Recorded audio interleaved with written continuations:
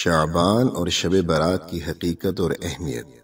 حضرت علی رضی اللہ تعالی عنہ سے روایت ہے کہ رسول اللہ صلی اللہ علیہ وسلم نے فرمایا، جب شعبان کی 15ویں شب آئے تو رات کو قیام کرو اور اگلے دن روزہ رکھو۔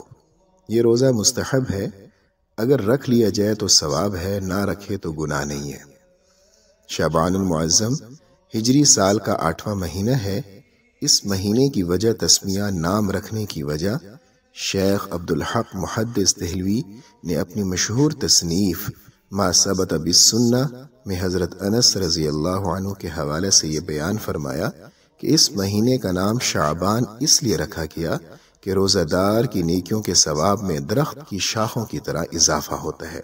شعبان کا لفظی مطلب ہے شاخ در شاخ ہونا۔ نسائی کی روایت میں ہے کہ ایک مرتبہ حضرت اسامہ رضی اللہ عنہ نے عرض کیا، یا رسول اللہ صلی اللہ علیہ وسلم، میں آپ کو شعبان میں زیادہ روزے رکھتے ہوئے دیکھتا ہوں۔ آپ نے جواب میں فرمایا، یہ مہینہ ایسا ہے جو رجب اور رمضان کے درمیان ہے، لوگ اس کی فضیلت سے غافل ہیں۔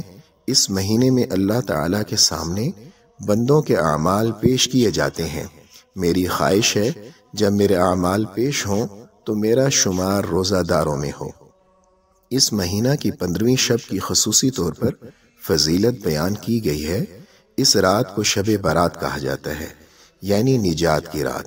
ترمذی اور ابن ماجہ میں ہے کہ رسول اللہ صلی اللہ علیہ وسلم نے ارشاد فرمایا، اللہ تعالی شعبان کی 15ویں شب کو آسمان دنیا پر نزول فرماتا ہے اور قبیلہ کلب کی بکریوں کے بالوں کی تعداد سے بھی زیادہ گناہگاروں کی بخشش فرماتا ہے۔ مورخین لکھتے ہیں کہ قبیلہ کلب کے پاس تقریباً 1000 بکریاں تھیں۔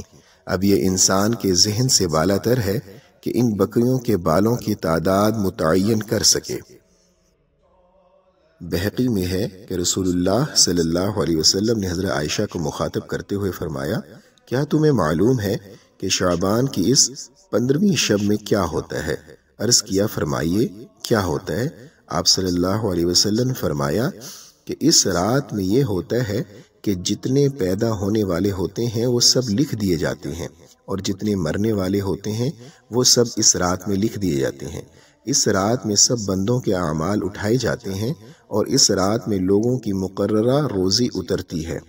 حضرت مولانا اشرف علی تھانوی رحمۃ اللہ علیہ اس حدیث کی شرح میں یہ فرماتے ہیں کہ اعمال اٹھائے جانے کا یہ مطلب ہے کہ اعمال دربار خداوندی میں پیش ہوتے ہیں، اور روزی اترنے کا مطلب یہ ہے کہ ایک سال میں جتنی روزی انسان کو ملنے والی ہے وہ سب لکھ دی جاتی ہے۔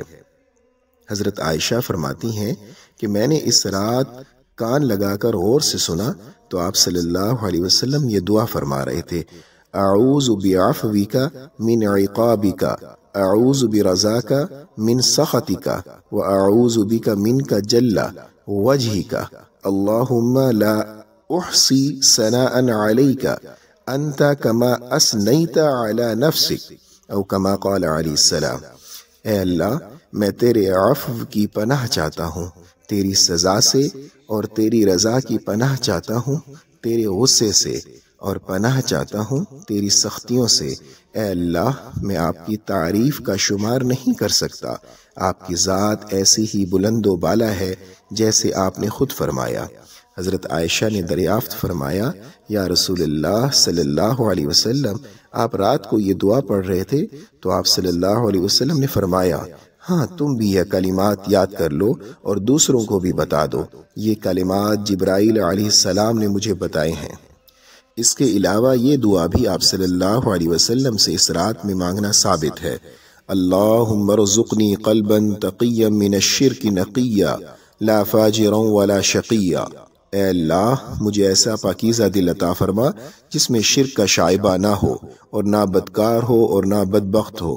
شب برات کے بارے میں تمام روایات کا مطالعہ کیا جائے تو معلوم ہوتا ہے کہ شب برات میں 3 باتیں مسنون ہیں۔